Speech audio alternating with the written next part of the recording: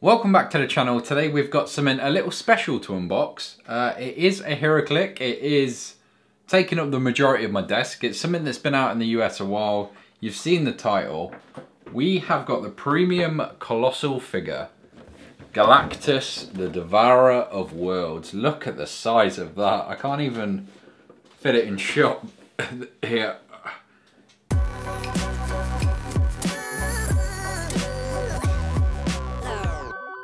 That is huge. I wasn't expecting the packaging to be so big, or the figure, honestly. I didn't actually look up its size, but it's got this nice window to it as well, so you can see inside. It's got some this is impossible to hold. It's got some really cool art as well. Yeah, this is, for the price as well, I got it for around £60, which is, I'm not sure what that is in dollars. Probably around 80. So a pretty good price as well. Really happy to pick that up. We are going to do a few scenarios with it. It's also like a great piece just to put back here. Obviously it's massive, so it's a really cool looking sculpt, but we will get it out of the box. I do think I am actually going to keep the box though, just because of the cool art on it.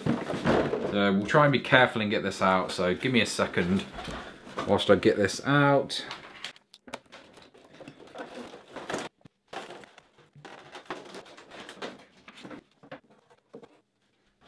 There we go, we've even got it set up in the background.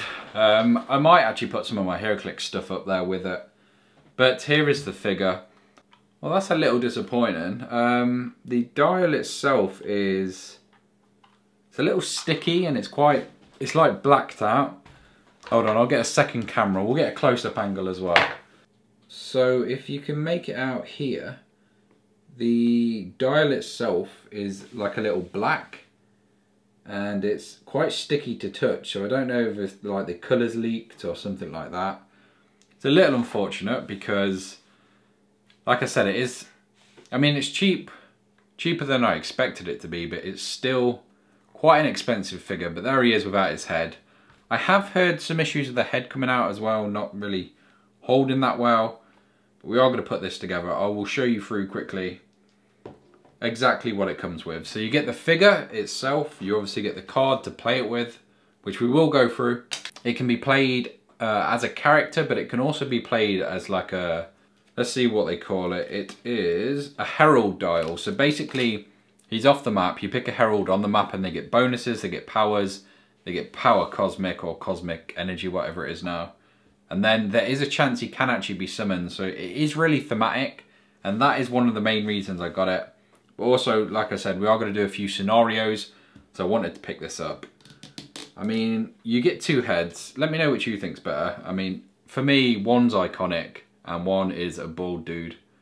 I've never actually, I'm trying to think what comic this is from. But, I mean, this is the one everyone expects. That's the one I'm going to be going for. Let's try and fit it in and see how we get on. Okay, so, I mean, I guess it's a little loose. The thing is, if you're not picking it up by its head, it's going to stay in there. Yeah, I don't think it's going to fall off by you like moving it around, but if you pick it up by its head, it is going to come loose. But it's got this energy ball in one of its hands. You also get this massive energy shot coming from the other side. So, let's take a look at how this connects. Oh, I thought it was that way, but it's the other way. Let me just attach it up and I'll show you how it looks. So the hands do slot around it as well, so there is a good grasp on it. Look at that. That is a cool looking design. Definitely worth the money. I mean, if you wanted like a Marvel Legends Galactus or something, it's going to run you like twice, maybe 3 times this. There is a new Galactus coming out as well.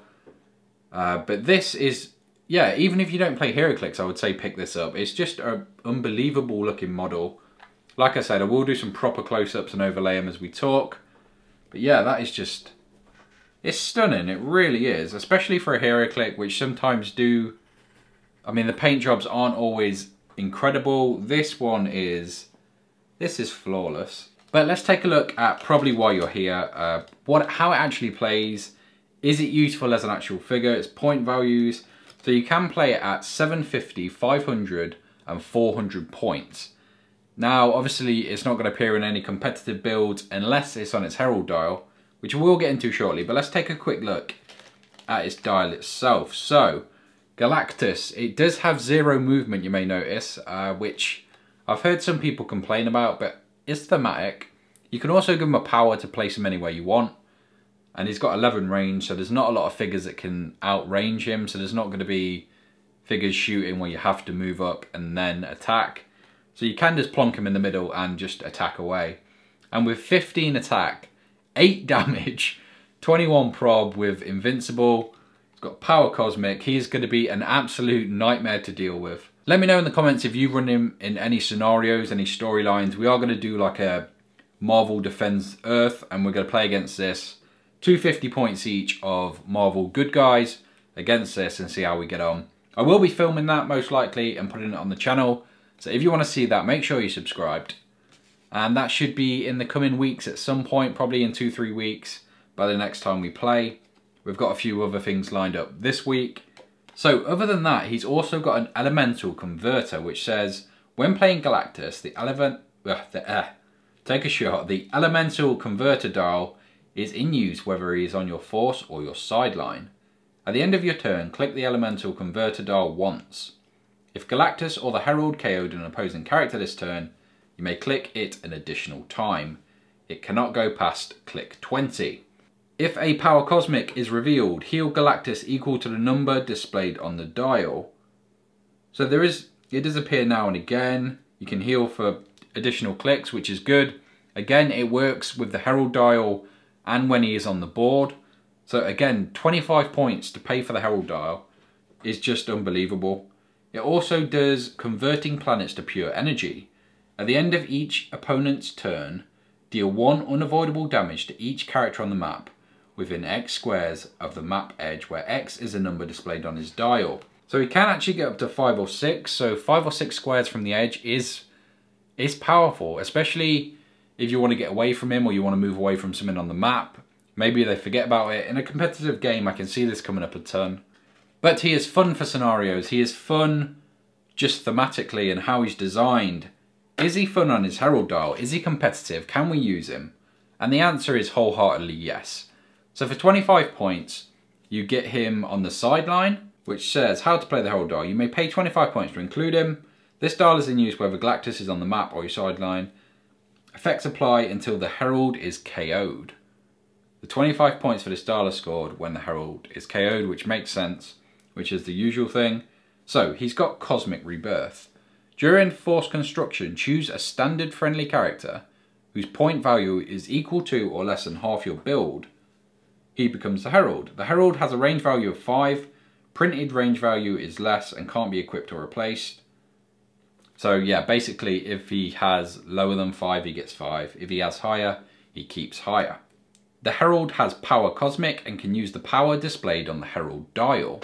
So if we take a quick look at the Herald dial, you can see you can get speed, you can get teleport, you can get hypersonic, running shot, charge, which are all really good powers. If you need that mobility, it is very useful. You can also get Quake, Psychic Blast and Pulse Wave. Basically all the best powers can be got on this. You can get Prob, you can get Outwit, you can get Perplex, Range Combat Expert, which is huge now. So I would say all the Herald things you can get are worthwhile. Obviously Teleport is probably the worst, but it is where you start, so you can easily move off that.